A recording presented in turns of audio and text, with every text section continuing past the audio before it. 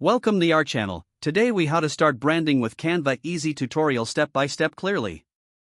To start branding with Canva, first, create a free account on their website. Visit canva.com and click on sign up. You can sign up using your email, Google account, or Facebook account. Once logged in, familiarize yourself with the Canva dashboard. Begin by choosing a design type that fits your brand needs. For example, select options like Instagram post, presentation, or logo. Next, explore the available templates that resonate with your brand style. Click on a template to start customizing it. To change colors, select an element and use the color tool in the top menu.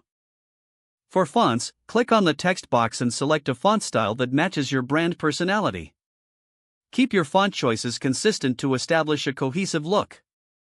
Add your brand logo by uploading it to Canva. Use the Uploads tab on the left sidebar for this step. Next, incorporate your brand colors throughout your designs. Use the Styles tab to easily implement your color palette. Save your brand elements in a folder for easy access.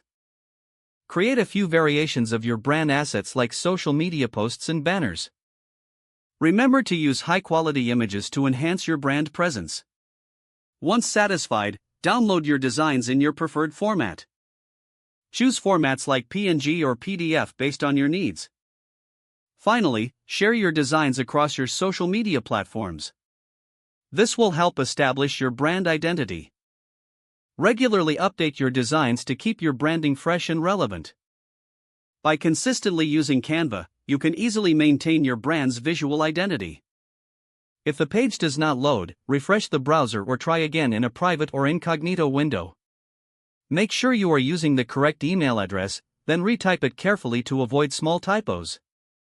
If your password is not accepted, use the reset option and create a new strong password you can remember. Check your spam folder for verification or security emails, then complete any requested confirmation steps. Enable two-factor authentication if available to improve account security and reduce unauthorized access risk.